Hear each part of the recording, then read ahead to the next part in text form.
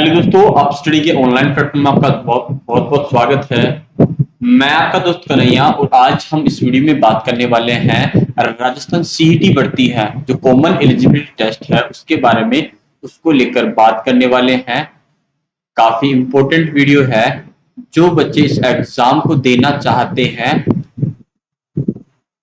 उनके लिए और जो बच्चे गवर्नमेंट एग्जाम की प्रिपरेशन करते हैं उनके लिए ये वीडियो काफी इंपॉर्टेंट होने वाला है। कौन इस एग्जाम को दे सकता है? तो दोस्तों, मैं इससे पहले वीडियो स्टार्ट करने से पहले कुछ चीज क्लियर करता हूँ। सीईटी भर्ती जिनने ग्रेजुएशन कर रखी है उनके लिए काफी इंपॉर्टेंट है।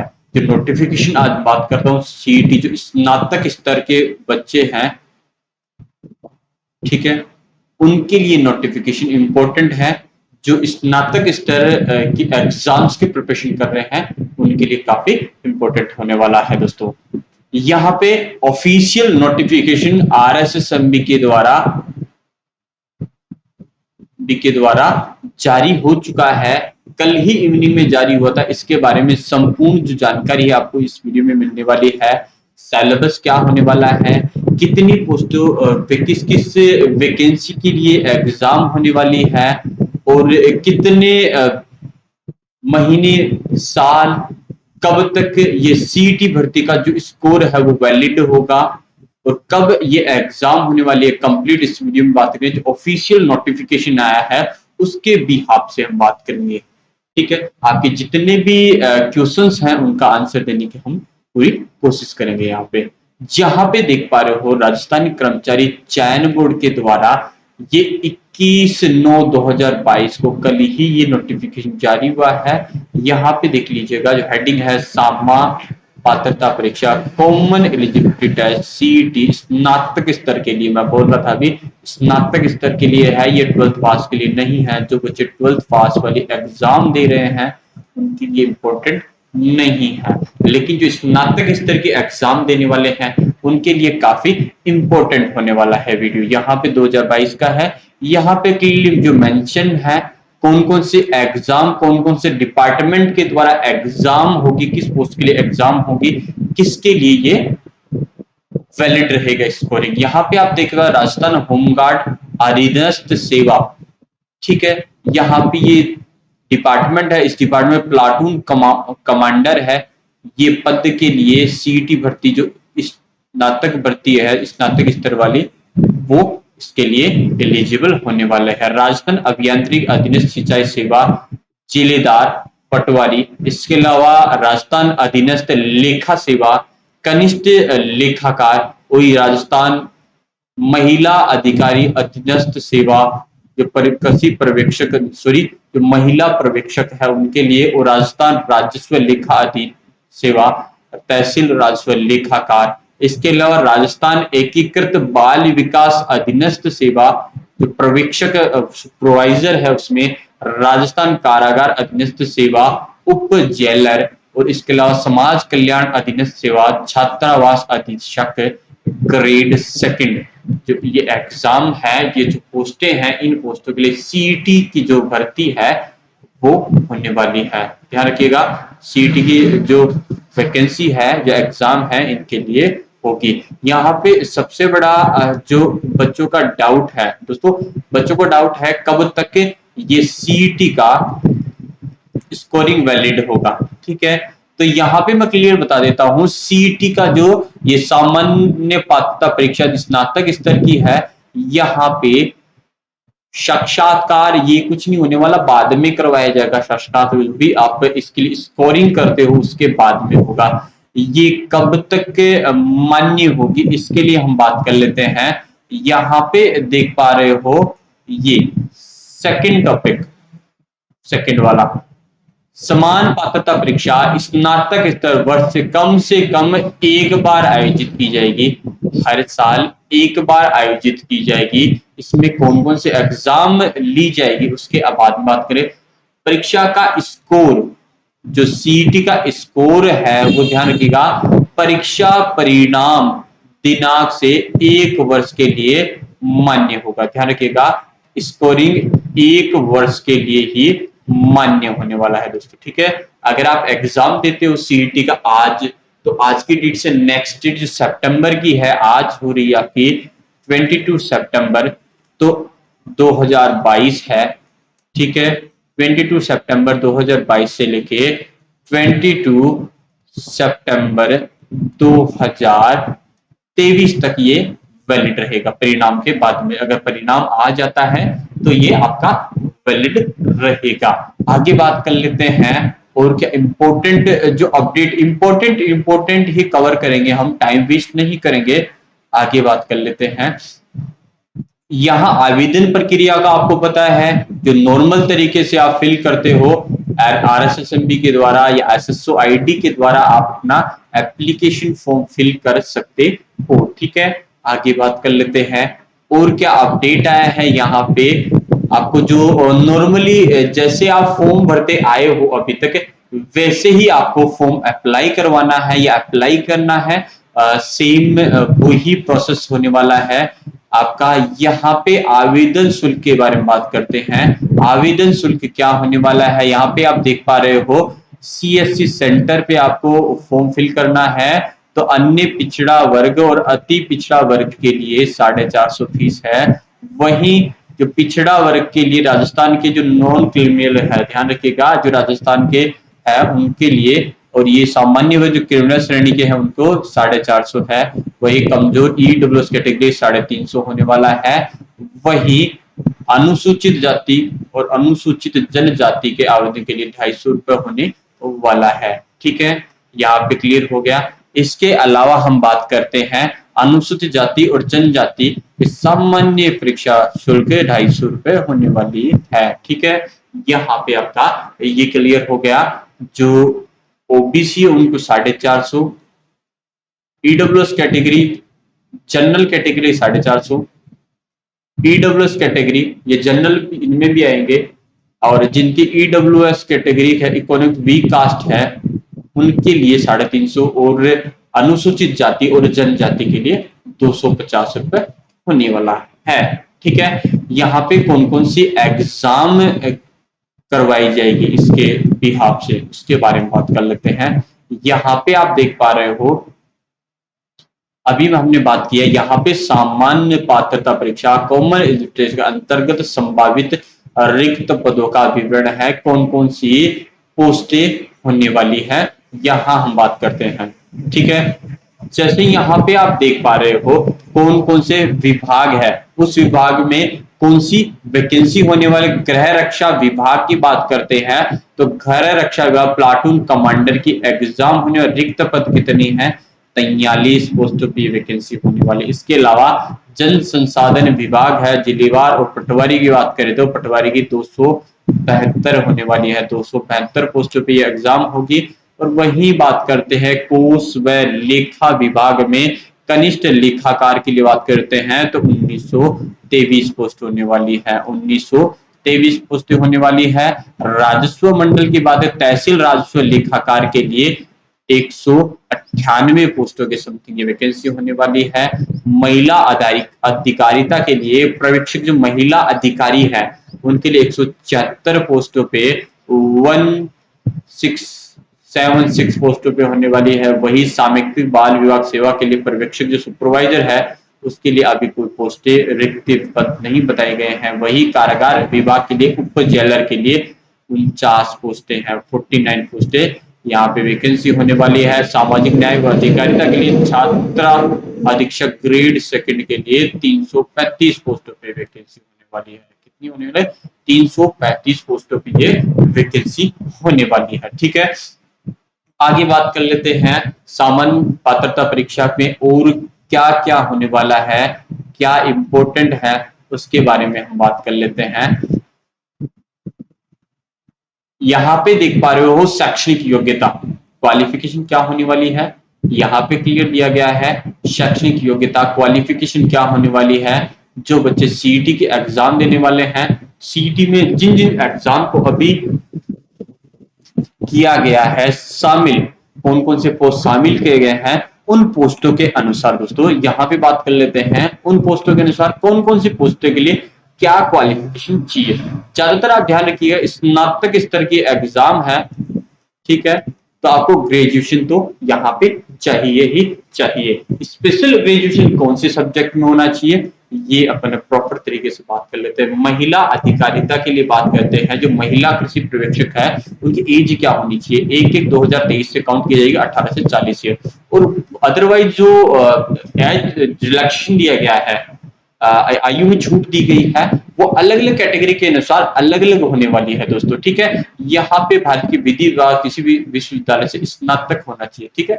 यहाँ पे मैंने बात की ग्रेजुएशन, ठीक है, ग्रेजुएशन की डिग्री होनी चाहिए, ठीक है। आगे बात कर लेते हैं, जल संसाधन विभाग में जो पटवारी भर्ती है 18 से 40 वर्ष की एज होनी चाहिए, यही ग्रेजुएशन होनी चाहिए। इसके अलावा NIELTE न्यू दिल्ली के द्वारा आयोजित ओ लेवल का जो डिग्री है, सर्टिफिकेट है, वो होना चाहिए। इसके अलावा ये मान के चलिए स्नातक के साथ क्या होना चाहिए, स्नातक RSCAT, ठीक है, RSCAT का आपके पास डिप्लोमा होना चाहिए। अदरवाइज और आपके लिए भिन्न भिन्न आपके आपने कंप्यूटर एप्लीकेशन पे किया गया है, CS जो भी किया गया है वो भी यहाँ पे वैलिड होने वाली है, ठीक है। अदरवाइज और बात कर लेते हैं कौन सी पोस्टों के लिए क्या एलिजिबल क्राइटेरिया है। यहाँ पे बात करते हैं, जो जल संसाधन विभाग है, जो जिलेदार की पोस्ट है, वहां पे 18 से 40 ईयर एज होनी चाहिए। वही किसी मान्यता प्राप्त विश्वविद्यालय से स्नातक होना चाहिए, ग्रेजुएशन होनी चाहिए। गृह रक्षा विभाग के द्वारा 20 से 40 ईयर की एज होनी चाहिए। वही किसी भी मान्यता विश्वविद्यालय से ग्रेजुएशन होनी चाहिए, या इसके समतुल्य कोई भी जो एजुकेशन क्वालिफिकेशन होनी चाहिए वो होनी चाहिए। यहाँ पे आगे बात कर लेते हैं दोस्तों, आगे बात करते हैं तो राजस्व मंडल के लिए, ठीक है, तहसीलदार जो तहसील राजस्व लेखाकार है उसके लिए 21 से 40 साल एज होनी चाहिए। और वहीं आपकी स्नातक स्तर की डिग्री होनी चाहिए। स्नातक यानी कि शैक्षणिक योग्यता, जितनी भी वैकेंसियों की अपन बात कर रहे हैं उनके लिए ध्यान रखिएगा, आपको ग्रेजुएशन की डिग्री होनी चाहिए। यहाँ पे अलग अलग जगह पे अगर राजस्थान से हो तो ध्यान रखिएगा, राजस्थान से आपके पास ग्रेजुएशन की डिग्री, जो राजस्थान के अलग विश्वविद्यालय जो मान्यता प्राप्त है भारत सरकार के द्वारा, उनसे आपके पास ग्रेजुएशन की डिग्री होनी चाहिए। यहाँ पे अलग अलग जो स्टेट है उनके लिए अलग अलग है, थोड़ा उनका आप ध्यान रखिएगा। कोष और लेखा विभाग के द्वारा कनिष्ठ लेखाकार है, तो ध्यान रखिएगा इसमें आपको, इसमें भी आपकी ग्रेजुएशन होनी चाहिए। इसके लिए अलग अलग नहीं है, तो ध्यान रखिएगा ग्रेजुएशन की डिग्री होना अनिवार्य है, ठीक है। इसके अलावा आपका अलग से कंप्यूटर का RSCAT ओ लेवल का डिप्लोमा जो भी है वो आपको होना चाहिए। कारागार विभाग जो उप जेलर है 18 से 40 ईयर एज है, वही ये भी स्नातक की डिग्री बोलाई है। यहाँ पे स्नातक जो ग्रेजुएशन की आपके पास डिग्री होनी चाहिए। समेकित बाल विकास सेवाओं के लिए बात करते हैं तो यहाँ पे पर्यवेक्षक के 18 से 40 ईयर एज होनी चाहिए। यहाँ पे विश्वविद्यालय से स्नातक होना चाहिए। वो न्यायिक और सामाजिक न्याय एवं अधिकारिता के लिए छात्रावास अधीक्षक ग्रेड सेकंड के लिए 21-40 और वही ग्रेजुएशन की आपकी डिग्री चाहिए, ठीक है दोस्तों। आगे बात कर लेते हैं, सिलेबस को लेकर चर्चा करते हैं थोड़ा। यहाँ पे आयु सीमा जो एज रिलैक्सेशन है वो छूट अलग अलग कैटेगरी के लिए अलग अलग दी गई है। तो आपकी PDF आपको हमारे टेलीग्राम चैनल पे मिल जाएगी, वहां पे जाके आप देख सकते हो, या डायरेक्टली आप ऑफिशियल वेबसाइट है RSSMB की जो, वहां पे भी जाके ये आप डाउनलोड कर सकते हो। वहां पे भी आपको ये कंप्लीट जो भी नोटिफिकेशन है वो आपको वहां मिल जाएगा, या अदरवाइज हमारा टेलीग्राम चैनल का लिंक है वो डिस्क्रिप्शन में दिया गया है, वहां जाके आप ज्वाइन कीजिएगा। वहां पे आपको जो भी ऑफिशियल नोटिफिकेशन आता है उनकी इंफॉर्मेशन आपको वहां मिलने वाली है दोस्तों, ठीक है दोस्तों। आगे बात कर लेते हैं, आयु सीमा की आप देख लीजिएगा। अदरवाइज नियुक्ति अयोग्यता के बारे में, ये भी आपका एज के अनुसार जो भी आपकी एज होगी और जो आपकी क्वालिफिकेशन होगी, जो स्कोरिंग होगी CET के अनुसार, बाद में योग्यता की बात करें तो मिनिमम जो स्कोरिंग होगा वो आपको क्वालिफाई करना पड़ेगा, वो आपको क्लियर करना पड़ेगा, ठीक है। यहाँ पे बात करते हैं, ऑनलाइन आवेदन डाक में कोई प्रवेश पत्र नहीं भेजा जाएगा, यानी कि किसी भी प्रकार का प्रवेश पत्र नहीं भेजा जाएगा, मतलब ऑफलाइन तौर पे नहीं भेजा जाएगा। तो आपको ये सबको पता है, तो ऑनलाइन ही होती है जितनी एग्जाम, तो ऑनलाइन ही आपको प्रवेश पत्र मिलता है। ठीक है, आगे बात करते हैं।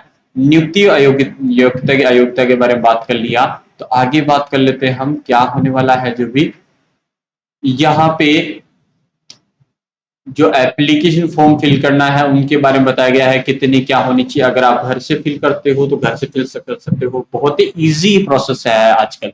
आपको सीएससी सेंटर पे जाने की आवश्यकता नहीं है। तो यहाँ पे जो भी है आपकी पीएनजी जेपीजी जितनी साइज होनी चाहिए उतनी सब कुछ यहाँ पे बताई गई है। यहाँ पे बात कर लेते हैं। ठीक है दोस्तों, सीईटी के लिए क्या होने वाला है दोस्तों। सीईटी के लिए आप यहाँ पे बात कर लेते हैं। सीईटी के लिए आपका क्लियरली कितना क्या होने वाला है दोस्तों, ध्यान रखिएगा। यहाँ पे बात करने वाले हैं, काफी इंपॉर्टेंट है। ठीक है, थोड़ा इसे जूम कर लेता हूं मैं प्रॉपर तरीके से। यहाँ पे अपन बात करते हैं सीईटी का जो सिलेबस होने वाला है, सिलेबस को लेके बात करते हैं। तो सिलेबस को लेके हम बात करें तो यहाँ पे आपको दिख रहा होगा क्या क्या परीक्षा स्कीम है, जो सिलेबस क्या है, क्या होने वाला है। यहाँ पे बात करें विषय का विवरण किस प्रकार है। यहाँ पे भारतीय राष्ट्रीय आंदोलन विशेष बल के साथ राजस्थान और भारत का इतिहास, राजस्थान का इतिहास, कला संस्कृति, साहित्य, परंपरा और विरासत, भारत का भूगोल। यहाँ पे बात करते हैं राजस्थान का भूगोल, राजस्थान के विशेष बल के साथ भारतीय राजनीतिक एवं जो और होने वाला है व्यवस्थाएं, भारत की आर्थिक, राजस्थान की आर्थिक, विज्ञान व प्रौद्योगिकी के बारे में, अवैध तार्किक विवेचना रीजनिंग में मानसिक योग्यताएं, सामान्य हिंदी, सामान्य अंग्रेजी, कंप्यूटर व जो करंट अफेयर है वो भी यहाँ पे पूछा जाएगा। दोस्तों ध्यान रखिएगा, करंट अफेयर तो ये ध्यान रखिएगा, काफी बड़ा सिलेबस है, छोटा सिलेबस नहीं है, क्योंकि जो भी एग्जाम्स में आता है वो सब कुछ यहाँ पे दे दिया गया है। ठीक है, आगे बात करें कितने नंबर का पेपर होने वाला है। 150 क्वेश्चन होने वाले हैं, 300 नंबर होने वाले हैं और 3 घंटे का आपको टाइम दिया जाएगा। अगर ये एग्जाम आप देते हो तो 150 क्वेश्चन पूछे जाएंगे। ठीक है, एक क्वेश्चन 2 नंबर का होने वाला है और 3 घंटे का आपके पास टाइम दिया है। ठीक है, जो नेगेटिव मार्किंग है वो यहाँ पे होने वाली है। ठीक है, और क्वेश्चन कैसे आएंगे, एमसीक्यू क्वेश्चन आएंगे, मल्टीपल ऑप्शंस वाले क्वेश्चंस आएंगे, जैसे ए, बी और सी, डी। ये आपको पता है ऑप्शंस वाले क्वेश्चन यहाँ पे आने वाले हैं। ठीक है, आगे बात कर लेते हैं। यहाँ पे पाठ्यक्रम के बारे में हम देखा कि क्या पाठ्यक्रम है, तो यहाँ पे थोड़ा और देख लेते हैं पाठ्यक्रम का विवरण किस प्रकार है। तो विवरण के बारे में बात कर लेते हैं। यहाँ पे क्या है, भारतीय राष्ट्रीय आंदोलन के विशेष बल के साथ राजस्थान के भारत का इतिहास। ठीक है, राजस्थान और भारत का हिस्ट्री जो होने वाली है। ठीक है, राजस्थान और भारत की हिस्ट्री है, इतिहास है, वो पूछा जाएगा। यहाँ पे क्या है, भारतीय इतिहास की महत्वपूर्ण घटनाएं, 19वीं 20वीं शताब्दी के सामाजिक धार्मिक सुधार आंदोलन, भारतीय स्वतंत्रता आंदोलन, विभिन्न अव्यवस्थाएं, इनमें से देश में विभिन्न क्षेत्रों के योगदान करता हुआ उनका योगदान, 1857 की क्रांति के बारे में पूछा जाएगा कि योगदान, राजस्थान की जनजाति व किसान आंदोलन, राजनीतिक जन जागरण और प्रजामंडलों के बारे में, स्वतंत्र राष्ट्र निर्माण और राष्ट्रीय एकीकरण, राज्यों के पुनर्गठन, नेहरू युग व स्थानिक निर्माण, विज्ञान और तकनीकी विकास के बारे में आगे बात कर लेते हैं। और क्या पूछा जाएगा दोस्तों, यहाँ पे राजस्थान की कला संस्कृति से भी क्वेश्चन आने वाले हैं। ध्यान रखिएगा, राजस्थान की, यानी कि यहाँ पे कोई भी ऐसा सब्जेक्ट नहीं है जो यहाँ पे छोड़ा गया है, यानी कि कॉमन एलिजिबिलिटी टेस्ट होने वाला है। तो यहाँ पे कॉमन ही आपके क्वेश्चन पूछे जाएंगे, एक मिनिमम मार्किंग रखी जाएगी, उससे आपको क्वालिफाई करना है। ठीक है, यहाँ पे राजस्थान के इतिहास के बारे में बात करते हैं। राजस्थान का इतिहास, कला, संस्कृति, साहित्य, परंपरा और विरासत के प्राचीन सभ्यताएं कालीबंगा, आहड़, गणेश्वर, बालाथल, बेराट जो सभ्यताएं उनके बारे में। राजस्थान के इतिहास की महत्व, ऐतिहासिक घटनाएं, प्रमुख राजवंश, प्रशासनिक राजस्व व्यवस्था और सामाजिक सांस्कृतिक आयाम। ठीक है, कला संस्कृति में सब कुछ आ गया है। राजस्थान के इतिहास में अलग अलग सब टॉपिक यहाँ पे इंक्लूड कर दिए गए हैं। तो यहाँ पे ऐसा टॉपिक नहीं है उसे छूटा गया हो। लेकिन ध्यान रखिए, जो भी एग्जाम होने वाली है उनमें कॉमन कॉमन क्वेश्चन पूछे जाएंगे। एक 12th लेवल का क्वेश्चन सिलेबस अलग होने वाला है और ये ग्रेजुएशन का कुछ अलग पेपर होने वाला है।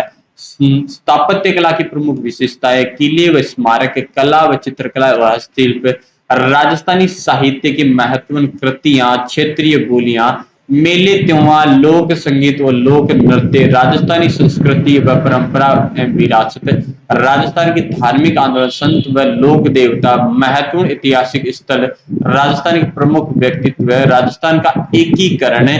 और वहीं ज्योग्राफी में बात कर लेते हैं। तो ज्योग्राफी है, उस ज्योग्राफी का कौन कौन सा पार्ट यहाँ पे पूछा गया है। तो ज्योग्राफी का कौन सा पार्ट क्या है यहाँ पे दोस्तों देख पा रहे हो आपको, भारत का भूगोल और राजस्थान का भूगोल। ठीक है, यहाँ पे दोनों ही आने वाले हैं दोस्तों, ध्यान रखिएगा। भारत का भूगोल से भी क्वेश्चन आने वाला है और राजस्थान के भूगोल से भी क्वेश्चन आने वाले हैं। यहाँ पे भारतीय स्वरूप, पर्वत, पठार, मरुस्थल मैदान, जलवायु, मानसून तंत्र, प्रमुख नदियां, बांध, झीलें और सागर। ठीक है, यहाँ पे लगभग सारे टॉपिक यहाँ पे क्लियर कर दिए गए हैं। तो दोस्तों ध्यान रखिएगा, सब कुछ यहाँ पे इंक्लूडेड है। ठीक है, वन्य जीव अभ्यारण्य, प्रमुख फसलें जो गेहूं, चावल, कपास, गन्ना, चाय, कॉफी, प्रमुख खनिज, लोएस, मैग्नीशियम, बॉक्साइट, अवरक, ऊर्जा संसाधन, प्रमुख उद्योग, औद्योगिक प्रदेश, राष्ट्रीय राजमार्ग परिवहन। ठीक है, और यहाँ पे और क्या, राजस्थान का भूगोल में भूगर्भिक संरचनाएं, भू आकृतिक प्रदेश, जलवायु दशाएं, मानसून तंत्र और जलवायु प्रदेश, अफवाह तंत्र, झीलें, सागर एवं जल संरक्षण तकनीकी, प्राकृतिक वनस्पति, वन्य जीव जंतु अभ्यारण्य, मृदा, रबी और खरीफ की फसलों के द्वारा जनसंख्या वृद्धि, घनत्व, साक्षरता और लिंगानुपात, प्रमुख जनजाति व धात्विक व अधात्विक खनिज पदार्थ, ऊर्जा संसाधन, परंपरागत और गैर परंपरागत पर्यटन स्थल, यातायात के संसाधन, राष्ट्रीय राजमार्ग, रेल व वायुयान। वही राजस्थान के विशेष बल के साथ भारतीय राजनीतिक व्यवस्था। ये ध्यान रखिए, ये पॉलिटी बहुत कम एग्जाम में आती है, तो पॉलिटी भी यहाँ पे जोड़ दी गई है दोस्तों। याद रखिएगा, पॉलिटी का भी यहाँ पे विशेष योगदान होने वाला है। भारतीय संविधान की प्रकृति, प्रस्तावना, उद्देशिका, मौलिक अधिकार, राज्य की नीति निर्देश सिद्धांत, मौलिक कर्तव्य, संघीय ढांचा, संवैधानिक संशोधन, आपातकाल प्रभाव, जनहित याचिका, संविधान सभा, भारतीय संविधान की विशेषताएं, राष्ट्रीय प्रधानमंत्री, मंत्रिपरिषद, संसद, उच्च न्यायालय, संघीय एवं राजस्थान राज्यपालिका, निर्वाचन आयोग, नियंत्रण व महालेखा परीक्षक, मुख्य सूचना आयुक्त, लोकपाल, राष्ट्रीय मानवाधिकार आयोग, स्थानीय स्वायत्त शासन व पंचायती राज और राजस्थान की राजनीतिक प्रशासनिक व्यवस्था, राज्यपाल, मुख्यमंत्री, राज्य विधानसभा, उच्च न्यायालय, राजस्थान लोक सेवा आयोग, जिला प्रशासन, राज्य मानवाधिकार आयोग, लोकायुक्त, राज्य निर्वाचन आयोग और राज्य सूचना आयोग। ध्यान रखिएगा, यहाँ पे इकोनॉमिक्स भी जोड़ दी गई है। तो यहाँ पे पॉलिटी भी लगो, पॉलिटिक्स का भी जो भी है, पॉलिटिकल साइंस का वो भी सब पार्ट आ चुका है। यहाँ पे भारत की अर्थव्यवस्था, ध्यान रखिएगा, भारत की अर्थव्यवस्था और राजस्थान की अर्थव्यवस्था, यहाँ पे भी ये कंप्लीट जोड़ दिया गया है दोस्तों। यहाँ पे एक्चुअल में क्या जोड़ा गया है, बजट निर्माण, बैंकिंग, लोक व वित्त, वस्तु व सेवा कर, राष्ट्रीय आय, समृद्धि, विकास व आधारभूत ज्ञान, राजकोषीय व मौद्रिक नीति, सब्सिडी, लोक वितरण प्रणाली, ई कॉमर्स, अर्थव्यवस्था के प्रमुख क्षेत्र, कृषि, उद्योग, सेवाएं एवं व्यापार क्षेत्र का वर्तमान स्थिति में मुद्दे व पहल है। ठीक है, हरित क्रांति, श्वेत क्रांति और नीली क्रांति, पंचवर्षीय योजनाएं, नियोजन प्रणाली, प्रमुख आर्थिक समस्याएं व सरकार की पहल के आर्थिक सुधार व उदारीकरण। ठीक है, राजस्थान की अर्थव्यवस्था में राजस्थान की खाद्य व व्यावसायिक फसलें व कृषि आधारित उद्योग, वृद्ध सिंचाई व नदी घाटी परियोजनाएं, बंजर भूमि, सूखा क्षेत्र है उनके बारे में, लघु कुटीर उद्योग, ग्रामोद्योग, निर्यात सामग्री, राजस्थानी हस्तकला, गरीबी व बेरोजगारी के बारे में अवधारणा जो भी है, विभिन्न कल्याणकारी योजनाएं जो महात्मा गांधी राष्ट्रीय ग्रामीण रोजगार योजना है, विकास संस्थाएं, सहकारी संस्था आंदोलन है, लघु उद्यम वित्तीय संस्थाओं के बारे में, 73वें संशोधन अनुरूप पंचायती राज संस्थाओं की ग्रामीण विकास भूमिका। ठीक है, आगे बात कर लेते हैं इंपॉर्टेंट होना विज्ञान की प्रौद्योगिकी के बारे में, सूचना व संचार प्रौद्योगिकी, रक्षा प्रौद्योगिकी, अंतरिक्ष प्रौद्योगिकी, उपग्रह प्रौद्योगिकी, विद्युत धारा, ऊष्मा कार्य, ऊर्जा, आहार में जो विज्ञान की जो साइंस और टेक्नोलॉजी में आने वाला है, बायोटेक्नोलॉजी और विज्ञान दोनों विषय यहाँ पे किए गए हैं। यहाँ पे बात करते हैं आहार, पोषण, रक्त समूह, आरएच कारक के बारे में, स्वास्थ्य देखभाल, संक्रामक, असंक्रामक और पशुजन्य रोगों के बारे में, पर्यावरणीय व पारिस्थितिकीय परिवर्तन और इनके प्रभाव, जैव विविधता, प्राकृतिक संसाधनों का संरक्षण व स्थानीयकरण विकास, जंतु एवं पादपों का आर्थिक महत्व, कृषि विज्ञान, उद्यान विज्ञान, वानिकी, पशुपालन राजस्थान के विशेष संदर्भ में, विज्ञान व प्रौद्योगिकी विकास के राजस्थान के विशेष संदर्भ में, भौतिक व रासायनिक परिवर्तन, अम्ल, क्षार, लवण, ब्लीचिंग पाउडर, खाने के सोडा जो है, प्लास्टर ऑफ पेरिस और साबुन के अपमार्जकों के बारे में। वही रीजनिंग की बात करते हैं, रीजनिंग में कौन कौन से टॉपिक इंक्लूड किए गए हैं दोस्तों, तो रीजनिंग की बात करते हैं तो यहाँ पे देख पा रहे हो, यहाँ पे जैसे आप देख पा रहे हो यहाँ पे रीजनिंग का कौन कौन सा पार्ट है, मेकिंग सीरीज, सादृश्यता, ठीक है, making series, analogy, figure matrix question classification, alphabet test, passage and conclusion, blood relation, coding decoding, direction sense test, sitting arrangement, input output, number ranking and time sequence, making judgment, logical arrangement of word, inserting is the missing the character number, mathematics operation, average ratio, area of triangular, circle, atlases, transverse, rectangular, sequence, percentage, simple and compound interest, unity method, ठीक है।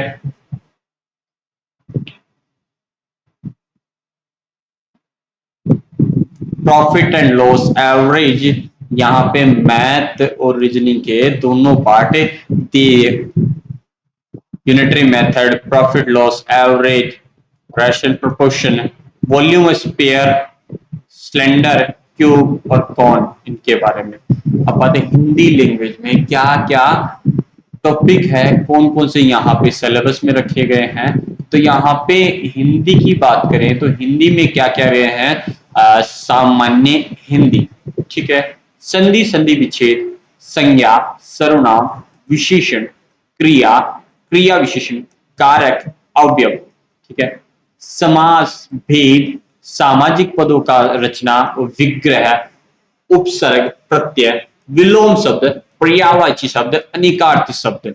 ठीक है दोस्तों, यहाँ पे और बात कर लेते हैं और क्या आया है, क्या पूछा गया है यहाँ पे हिंदी में।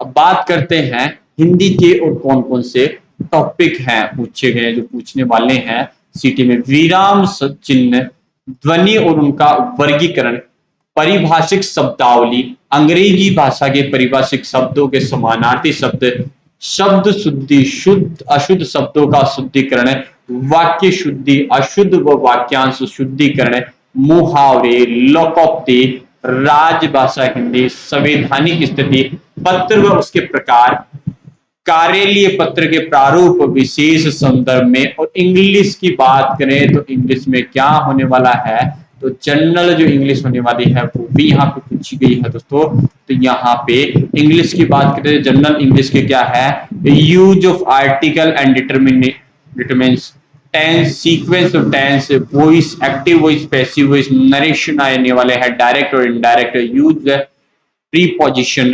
Translation of ordinary, common English sentence in Hindi and आपका वाइस वर्सा। ठीक है, यहाँ पे सिनेप्सिस, एनाप्सिस, comprehension of giving the passage,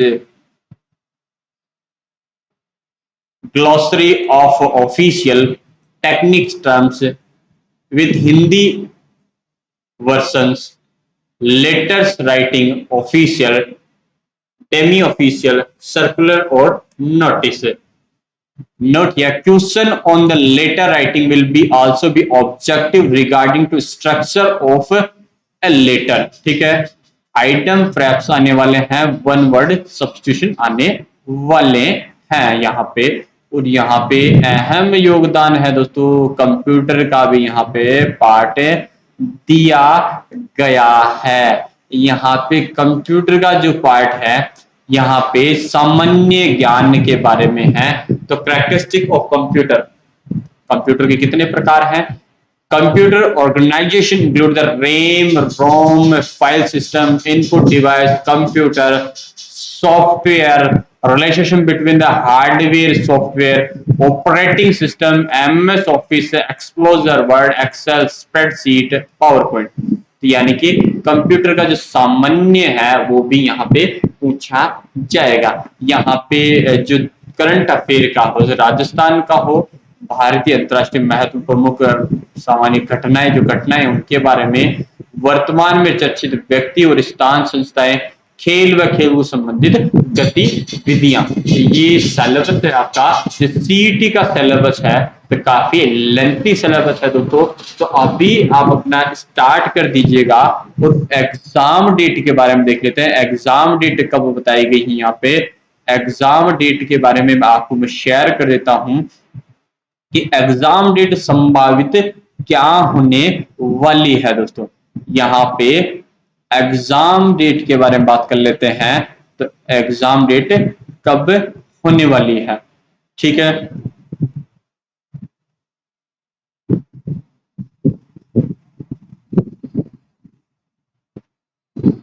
हाँ, यहां पे आप देख पा रहे हो कब से फॉर्म फिल होना स्टार्ट होंगे, इसके बारे में बात करते हैं। आवेदन परीक्षा शुल्क जमा करने ऑफलाइन आवेदन की तिथि क्या है, 22/9/2022। आज से एप्लीकेशन फॉर्म फिल होना स्टार्ट हो चुके हैं, 21/10/2022 तक इसके फॉर्म फिल होंगे। ठीक है, ध्यान रखिएगा। आवेदन पत्र ये स्टार्ट होंगे। यहाँ पे आवेदन परीक्षा कब आयोजित की जाएगी इसकी डेट बता दो। स्नातक स्तर की परीक्षा 6 जनवरी 2022 से लेकर 9 जनवरी 2023 तक, यानी कि 6 जनवरी 2023 से लेकर 9 जनवरी 2023 के मध्य आयोजित किया जा सकती है। ये भी संभावित है, ठीक है, संभावित डेट है दोस्तों। अगर कोई भी आपको डाउट है, ठीक है दोस्तों, इस वीडियो को लेकर, सीटी सिलेबस को लेकर, तो आप हमारे कमेंट सेक्शन में कमेंट करना न भूले। साथ ही दोस्तों ध्यान रखिएगा, अपस्टडी आपका जो परिवार है, जो ऑनलाइन प्लेटफॉर्म है ये, इस पे आपको क्लासें डेली मिलने वाली है। सीईटी के बेसिस पे जो भी क्लास होने वाली है फ्यूचर यहाँ पे प्रॉपर तरीके से चलने वाली है। आपका लाइव क्लास चलने वाली है। जो आप फील लेते हो ऑफलाइन लेकर, वही आपका फील होने वाला है। सेम आप क्वेश्चन पुट अप कर सकते हो यहाँ पे। और अगर आपको वीडियो अच्छा लगा हो तो वीडियो को लाइक कीजिएगा, वीडियो को दोस्तों शेयर कीजिएगा और चैनल को सब्सक्राइब करना ना भूलिएगा, जिससे हमें सपोर्ट मिलता रहेगा और मोटिवेशन मिलता रहेगा, जिससे हमारी आप स्टडी की टीम है जो आपके लिए प्रॉपर जो भी आपका कंटेंट होता है एग्जाम्स को लेकर वो आपके लिए लाती रहेगी। कुछ क्लासेस चल चुकी हैं, कुछ बाकी हैं, जो जल्दी से जल्दी हम कोशिश करेंगे आपके लिए अवेलेबल करवा दी जाए। अब मिलते हैं नेक्स्ट वीडियो में। जय हिंद, जय भारत।